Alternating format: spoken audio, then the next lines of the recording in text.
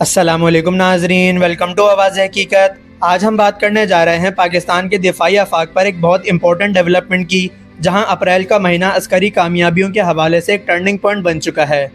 सिर्फ एक हफ्ते के अंदर पाकिस्तान नेवी ने लगातार 2 बड़े मिसाइल टेस्ट करके ये क्लियर सिग्नल दिया है कि मैरीटाइम डोमेन में पाकिस्तान अपनी स्ट्राइक कैपेबिलिटी को रैपिडली अपग्रेड कर रहा है। इस सीक्वेंस का आगाज़ होता है 16 अप्रैल से, जब smash hypersonic anti ship missile के एक्सटेंडेड रेंज वर्जन का कामयाब तजर्बा किया गया। इस मिसाइल की रेंज को बढ़ाकर तकरीबन 350 से 500 किलोमीटर तक ले जाया गया, जो अपने आप में एक मेजर जंप है। यहाँ हाइपरसोनिक स्पीड का मतलब ये है कि मिसाइल इतनी ज़्यादा तेज़ रफ्तार से ट्रैवल करता है कि दुश्मन के डिफेंस सिस्टम्स के पास रिएक्ट करने का वक्त बहुत ही कम रह जाता है और इंटरसेप्शन प्रैक्टिकली बहुत मुश्किल हो जाती है। इसके फ़ौरन बाद दूसरा और इक्वली इम्पोर्टेंट कदम उठाया गया जब पाकिस्तान नेवी ने तैमूर ALCM यानी एयर लॉन्च क्रूज़ मिसाइल का कामयाब टेस्ट किया। ये डेवलपमेंट इसलिए क्रिटिकल है क्योंकि ये सिर्फ एक नया मिसाइल ऐड करना नहीं, बल्कि एक नई स्ट्राइक फ़िलॉसफी इंट्रोड्यूस करना है, जहां एयर प्लेटफॉर्म से लॉन्ग रेंज प्रिसीजन अटैक की कैपेबिलिटी मिलती है, जो नेवल वॉरफेयर के डायनामिक्स को कम्प्लीटली चेंज कर देती है। तैमूर मिसाइल पहले पाकिस्तान एयरफोर्स के बेड़े का हिस्सा था, लेकिन अब इसे पाकिस्तान नेवी के एंटी शिप रोल के लिए स्पेशली कॉन्फ़िगर कर लिया गया है। इसका मतलब ये है कि अब ये सिस्टम मूविंग मैरीटाइम टारगेट्स को भी हाई एक्यूरेसी के साथ एंगेज कर सकता है।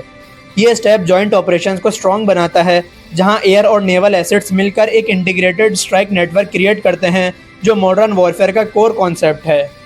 लॉन्च प्लेटफॉर्म को ऑफिशियली डिस्क्लोज तो नहीं किया गया, लेकिन स्ट्रॉन्ग पॉसिबिलिटी ये है कि JF-17 थंडर ब्लॉक 3 जैसे एडवांस जेट्स यूज़ किए गए हों। माजी में इसे मिराज 3 के साथ देखा गया, जबकि कुछ डिस्कशंस में P-3C ओरियन जैसे मैरीटाइम पेट्रोल एयरक्राफ्ट का भी जिक्र आता है। लेकिन प्रैक्टिकल तौर पर JF-17 सबसे ज़्यादा सूटेबल प्लेटफॉर्म लगता है, ख़ास तौर पर मसरूर एयरबेस जैसे नेवल हब्स के कॉन्टेक्स्ट में। अब अगर तैमूर मिसाइल की कोर कैपेबिलिटी देखी जाए तो इसकी सबसे बड़ी स्ट्रेंथ इसका एयर लॉन्च मैकेनिज्म है और इसकी तकरीबन 600 से 650 किलोमीटर तक की एक्सटेंडेड रेंज है। यहाँ एक और इम्पॉर्टेंट पॉइंट ये है कि इंटरनेशनल एग्जीबिशंस में इसका एक्सपोर्ट वर्जन सिर्फ तकरीबन 290 किलोमीटर रेंज के साथ दिखाया जाता है, जबकि पाकिस्तान के अपने यूज़ के लिए इसकी असल कैपेबिलिटी काफ़ी ज़्यादा है। ये डिफरेंस खुद एक स्ट्रॉन्ग इंडिकेटर है कि रियल ऑपरेशन सिस्टम्स हमेशा एक्सपोर्ट वर्जन से ज़्यादा पावरफुल होते हैं। एयर लॉन्च होने की वजह से मिसाइल ऑलरेडी हाइट और स्पीड के एडवांटेज के साथ स्टार्ट करता है, जिसकी वजह से दुश्मन के लिए इसका रिएक्शन टाइम बहुत ही कम रह जाता है। इसके साथ इसकी टेरेन हगिंग कैपेबिलिटी इसे समंदर की सतह के बिल्कुल करीब रहकर फ्लाई करने की एबिलिटी देती है, जहां अर्थ कर्वेचर और रडार लिमिटेशंस का फ़ायदा उठाते हुए ये डिटेक्शन से बचकर अपने टारगेट तक ईजिली पहुंच जाता है, जो इसे एक हाईली सर्वाइवेबल स्ट्राइक सिस्टम बनाता है। इस मिसाइल का एडवांस इमेजिंग इंफ्रारेड सीकर यानी IIR सीकर अपने टारगेट की थर्मल इमेज बनाता है, जिससे ये सिर्फ शिप को ही नहीं बल्कि उसके स्पेसिफिक हिस्सों जैसे कि ब्रिज या इंजन रूम को भी एक्यूरेटली हिट कर सकता है। इसी वजह से इस सिस्टम को जैमर्स या डिकॉयज के थ्रू कंफ्यूज करना बहुत मुश्किल होता है, जो इसे मॉडर्न नेवल वॉरफेयर के लिए हाईली रिलायबल बनाता है। अगर इस कैपेबिलिटी को रीजनल कॉन्टेक्स्ट में देखा जाए तो यहाँ पाकिस्तान को क्लियर एज मिलता है।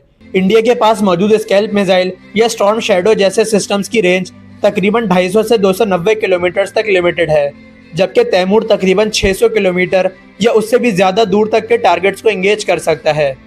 सीधी सी बात है, जहाँ दुश्मन अभी भी आधे डिस्टेंस तक ही कवर कर रहा है, वहीं पाकिस्तान उससे कहीं ज़्यादा दूर से ही अपनी स्ट्राइक डिलीवर कर सकता है, जो बैटलफील्ड में पहला और डिसेसिव एडवांटेज होता है।